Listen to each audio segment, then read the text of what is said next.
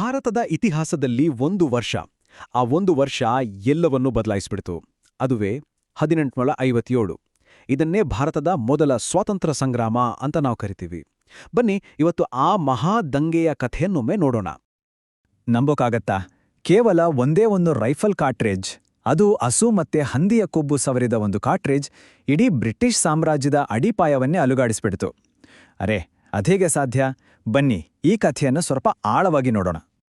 ಸರಿ, ಹಾಗಾದ್ರೆ ಇಡೀ ದೇಶವನ್ನೇ ವ್ಯಾಪಿಸಿದ ಆ ದೊಡ್ಡ ಬೆಂಕಿಯ ಮೊದಲ ಕಿಡಿ ಹೊತ್ತುಕೊಂಡಿದ್ದು ಹೇಗೆ? ಅದನ್ನ ಮೊದಲು ತಿಳಿದುಕೊಳ್ಳೋಣ. ನೋಡಿ, ಕಥೆ ಶುರುವಾಗೋದೇ ಒಂದು ಹೊಸ ಆಯುಧದಿಂದ. ಅದರ ಹೆಸರು ಎನ್ಫೀಲ್ಡ್ ರೈಫಲ್. ಆದರೆ ಸಮಸ್ಯೆ ಇದ್ದಿದ್ದು ಆ ರೈಫಲ್ನಲ್ಲ, ಅದರ ತೋಟಗಳಲ್ಲಿ. ಯಾಕಂದ್ರೆ ಆ ತೋಟಗಳನ್ನ ಬಾಯಿಂದ ಕಚ್ಚಿ ತೆರಿಬೇಕಿತ್ತು. ಇಷ್ಟಕ್ಕೆ ಮುಗಿಲಿಲ್ಲ. ಆ ತೋಟಗಳಿಗೆ ಹಸು ಮತ್ತು ಹಂದಿಯ ಕೊಬ್ಬನ್ನು ಸವರಿದ್ದಾರೆ ಅನ್ನೋ ಸುದ್ದಿ ಇದೆಯಲ್ಲ, ಅದು ಕಾಳ್ಗಿಚ್ಚಿನಂತೆ ಹಬ್ಬಿಮಿಟ್ಟು. ಇದು ಹಿಂದೂ ಮತ್ತು ಮುಸ್ಲಿಂ ಸಿಪಾಯಿಗಳಿಬ್ಬರಿಗೂ ತಮ್ಮ ಧರ್ಮಕ್ಕೆ ಮಾಡಿದ ದೊಡ್ಡ ಅವಮಾನ ಅಂತ ಅನಿಸ್ತು. ಸಹಜವಾಗಿ ಅವರು ಅದನ್ನು ಬಳಸೋಕೆ ನಿರಾಕರಿಸಿದ್ರು. ಆ ದಿನ ಮೇ 10, 1857 ಮೀರತ್ನ ಇದ್ದ ಸಿಪಾಯಿಗಳು ಬಹಿರಂಗವಾಗಿಯೇ ದಂಗೆ ಎದ್ರು. ಅವರೆಲ್ಲರ ಗುರಿ ಒಂದೇ ಆಗಿತ್ತು: ದೇಲಿ ಚಲೋ. ದೇಳಿಗೆ ನುಗ್ಗಿ ಕೊನೆಯ ಮೊಘಲ್ ಚಕ್ರವರ್ತಿ ಬಹದ್ದೂರ್ ಶಾನನ್ನೇ ತಮ್ಮ ನಾಯಕ ಅಂತ ಘೋಷಣೆ ಮಾಡ್ಬಿಟ್ರು. ಆದರೆ ಒಂದು ನಿಮಿಷ ಯೋಚನೆ ಮಾಡಿ, ಕೇವಲ ಒಂದು ಕಾರ್ಟ್ರಿಡ್ಜ್ ಇಷ್ಟೊಂದು ದೊಡ್ಡ ದಂಗೆಗೆ ಕಾರಣ ಆಗೋಕೆ ಸಾಧ್ಯನಾ? ಖಂಡಿತ ಇಲ್ಲ. ಅದು ಕೇವಲ ಒಂದು ಕಿಡಿ ಅಷ್ಟೇ. ಆ ಕಿಡಿ ಬಿದ್ದು ಹೊತ್ತಿಕೊಳ್ಳೋಕೆ ಒಂದು ದೊಡ್ಡ ಸಿಡಿಮದ್ದಿನ ಸಂಗ್ರಹವೇ ಸಿದ್ಧವಾಗಿ ಕಾಯ್ತಾ ಇತ್ತು. ಹಾಗಾದ್ರೆ ಆ ಆಳವಾದ ಕಾರಣಗಳು, ಆ ಸಿಡಿಮದ್ದು ಯಾವುದು? ಸರಿ, ಹಾಗಾದ್ರೆ ಆ ಸಿಡಿಮದ್ದಿನ ಸಂಗ್ರಹದೊಳಗೆ ನಿಜವಾಗಿ ಏನಿತ್ತು ಅಂತ ನೋಡೋಣ ಬನ್ನಿ. ದಶಕಗಳಿಂದ ಬ್ರಿಟಿಷರ ವಿರುದ್ಧ ಒಳಗೊಳಗೆ ಕುದಿತಿದ್ದ ಆಕ್ರೋಶದ ಹಿಂದಿನ ಅಸಲಿ ಕಾರಣಗಳೇನು ಅನ್ನೋದನ್ನ ಈಗ ನೋಡೋಣ. ನೋಡಿ, ಈ ಅಸಮಾಧಾನಕ್ಕೆ ಪ್ರಮುಖವಾಗಿ 4 ಮುಖಗಳಿದ್ವು. ಮೊದಲನೇದಾಗಿ ರಾಜಕೀಯ ಕಾರಣಗಳು. ಬ್ರಿಟಿಷರು ಭಾರತೀಯ ರಾಜ್ಯಗಳನ್ನ ಒಂದೊಂದಾಗೆ ನುಂಗಿ ಹಾಕ್ತಿದ್ರು. ಎರಡನೇದಾಗಿ ಆರ್ಥಿಕ ಕಾರಣಗಳು. ರೈತರ ಮೇಲೆ ಹಾಕಿದ ವಿಪರೀತ ತೆರಿಗೆಗಳು ಅವರನ್ನ ಅಕ್ಷರಶಃ ಬೀದಿಗೆ ತಂದು ನಿಲ್ಲಿಸಿದ್ವು. ಮೂರನೇದಾಗಿ ಸಾಮಾಜಿಕ ಕಾರಣಗಳು.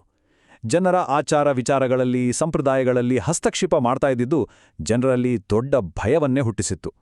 ಇಷ್ಟೆಲ್ಲ ಸಾಲ್ದು ಅಂತ ಕೊನೆಯದಾಗಿ ತಮ್ಮ ಸೈನ್ಯದಲ್ಲಿದ್ದ ಭಾರತೀಯ ಸಿಪಾಯಿಗಳನ್ನೇ ತುಂಬಾನೇ ಕೀಳಾಗಿ ನೋಡ್ತಾ ಇದ್ರು. ಈ 4 ಅಂಶಗಳು ಒಟ್ಟಿಗೆ ಸೇರಿ ಒಂದು ಸ್ಫೋಟಕ ಪರಿಸ್ಥಿತಿಯನ್ನೇ ಸೃಷ್ಟಿ ಮಾಡಿತು. ಈ ರಾಜಕೀಯ ಕಾರಣಗಳಿಗೆ ಒಂದು ಪರ್ಫೆಕ್ಟ್ ಉದಾಹರಣೆ ಅಂದ್ರೆ ಲಾರ್ಡ್ ಡಾಲ್ಹೌಸಿ ತಂದ ದತ್ತು ಮಕ್ಕಳಿಗೆ ಹಕ್ಕಿಲ್ಲ ಅನ್ನೋ ನೀತಿ. ಸಿಂಪಲ್ ಆಗಿ ಹೇಳೋದಾದ್ರೆ, ಒಬ್ಬ ರಾಜನಿಗೆ ಸ್ವಂತ ಗಂಡು ಮಕ್ಕಳಿಲ್ಲ ಅಂದ್ರೆ ಆ ರಾಜ್ಯ ನೇರವಾಗಿ ಬ್ರಿಟಿಷರ ಪಾಲಾಗುತ್ತಿತ್ತು ಅಷ್ಟೇ. ಝಾನ್ಸಿ, ಸತಾರಾ, ನಾಗ್ಪುರ ಹೀಗೆ ಹಲವಾರು ರಾಜ್ಯಗಳನ್ನ ಇದೇ ನೀತಿಯನ್ನ ಬಳಸಿ ವಶಪಡಿಸಿಕೊಂಡ್ರು. ಇದು ಸಹಜವಾಡಿಯ ರಾಜಮನೆತನಗಳಲ್ಲಿ ಸಿಕ್ಕಾಪಟ್ಟೆ ಆಕ್ರೋಶಕ್ಕೆ ಕಾರಣವಾಗಿತ್ತು. ಮೀರತ್ನಲ್ಲಿ ಹೊತ್ತಿಕೊಂಡ ಆ ಸಣ್ಣ ಕಿಡಿ ನೋಡ್ತಿದ್ದಂತೆ ಕಾಳ್ಗಿಚ್ಚಾಗಿ ದೇಶದಾದ್ಯಂತ ಹರಡಲು ಶುರುವಾಯಿತು. ಹಾಗಾದ್ರೆ ಈ ಬೆಂಕಿಯನ್ನ ಮುಂದೆ ನಿಂತು ಮುನ್ನಡೆಸಿದ ನಾಯಕರು ಯಾರು? ಬನ್ನಿ ಅವರ ಬಗ್ಗೆ ತಿಳಿದುಕೊಳ್ಳೋಣ. ಈ ಹೋರಾಟಕ್ಕೆ ಒಂದಲ್ಲ ಹಲವು ಮುಖಗಳಿದ್ದವು. ಝಾನ್ಸಿಯಲ್ಲಿ ನನ್ನ ಝಾನ್ಸಿಯನ್ನ ಕೊಡೋದಿಲ್ಲ ಅಂತ ಖಡ್ಗ ಹಿಡಿದು ನಿಂತಿದ್ದು ರಾಣಿ ಲಕ್ಷ್ಮೀಬಾಯಿ. ಕಾನ್ಪುರದಲ್ಲಿ ನಾನಾ ಸಾಹೇಬ್ ಮತ್ತು ಅವರ ಬಲಗೈ ಬಂಟ ತಾತ್ಯಾ ಟೋಪೆ ಬ್ರಿಟಿಷರಿಗೆ ಸಿಂಹ ಸ್ವಪ್ನವಾಗಿ ಕಾಡಿದರು. ಇನ್ನು ಲಕ್ನೋದಲ್ಲಿ ಬೇಗಂ ಹಜರತ್ ಮಹಲ್ ಅಧಿಕಾರವನ್ನ ತನ್ನ ಕೈಗೆ ತೆಗೆದುಕೊಂಡರೆ, ಬಿಹಾರದಲ್ಲಿ 80 ವರ್ಷದ ವೃದ್ಧ ಜಮೀನ್ದಾರ ಕುವರ್ ಸಿಂಗ್ ಕೂಡ ಹೋರಾಟಕ್ಕೆ ಧುಮುಕಿದ್ರು. ಇವರೆಲ್ಲರಿಗೂ ದೆಹಲಿಯಲ್ಲಿದ್ದ ಬಹದ್ದೂರ್ ಶಾ ಒಂದು ರೀತಿ ಸಾಂಕೇತಿಕ ನಾಯಕರಾಗಿದ್ರು. ಒಂದು ವಿಷಯ ಸ್ಪಷ್ಟವಾಗಿರಬೇಕು: ಈ ಹೋರಾಟ ಕೇವಲ ಸಿಪಾಯಿಗಳಿಗ ಸೀಮಿತವಾಗಿರಲಿಲ್ಲ, ಇಲ್ಲವೇ ಇಲ್ಲ. ಇದು ನಿಜವಾಗಿಯೂ ಒಂದು ಜನಪ್ರಿಯ ಬಂಡಾಯ. ಅಂದ್ರೆ ಇದರಲ್ಲಿ ರೈತರು, ಕುಶಲಕರ್ಮಿಗಳು, ಜಮೀನ್ದಾರ್ಲು ಅಷ್ಟೇ ಯಾಕೆ, ಸಾಮಾನ್ಯ ಜನರು ಕೂಡ ಬ್ರಿಟಿಷರ ವಿರುದ್ಧ ಒಂದಾಗಿದ್ರು. ಸರಿ, ಇಷ್ಟೆಲ್ಲ ಹೋರಾಟ, ಇಷ್ಟೊಂದು ನಾಯಕರು, ದೇಶಾದ್ಯಂತ ಇಷ್ಟೊಂದು ಆಕ್ರೋಶ. ಆದ್ರೂ ಯಾಕೆ ಈ ದಂಗೆ ಬ್ರಿಟಿಷರನ್ನ ಸಂಪೂರ್ಣವಾಗಿ ಓಡಿಸುವಲ್ಲಿ ವಿಫಲವಾಯಿತು? ಏನಾಗಿತ್ತು ಕಾರಣಗಳು? ಹಾಗಾದ್ರೆ ಎಲ್ಲಿ ಎಡವಟ್ಟಾಯಿತು? ಇಷ್ಟೊಂದು ದೊಡ್ಡ ಮಟ್ಟದ ಆಕ್ರೋಶವಿದ್ರೂ ಈ ಹೋರಾಟ ಯಾಕೆ ತನ್ನ ಗುರಿಯನ್ನ ಮುಟ್ಲಿಲ್ಲ? ಬನ್ನಿ ಅದರ ಕಾರಣಗಳನ್ನೊಮ್ಮೆ ವಿಶ್ಲೇಷಣೆ ಮಾಡೋಣ. ನೋಡಿ, ವೈಫಲ್ಯಕ್ಕೆ ಒಂದೇ ಕಾರಣ ಅಂತ ಹೇಳೋಕ್ಕಾಗಲ್ಲ. ಹಲವಾರು ಕಾರಣಗಳಿದ್ವು. ಬಹುಶಃ ಅತಿದೊಡ್ಡ ಸಮಸ್ಯೆ ಅಂದ್ರೆ ಸಂಘಟನೆಯ ಕೊರತೆ. ಅಲ್ಲಲ್ಲಿ ನಾಯಕರಿದ್ರೆ ಹೊರತು ಎಲ್ಲರನ್ನೂ ಒಟ್ಟಿಗೆ ಹಿಡಿದಿಟ್ಕೊಂಡು ಮುನ್ನಡೆಸುವ ಒಬ್ಬನೇ ಒಬ್ಬ ಕೇಂದ್ರ ನಾಯಕ ಇರಲಿಲ್ಲ. ಇದರ ಜೊತೆಗೆ ಈ ಹೋರಾಟ ಹೆಚ್ಚಾಗಿ ಉತ್ತರ ಭಾರತಕ್ಕೆ ಸೀಮಿತವಾಗ್ಬಿಡ್ತು.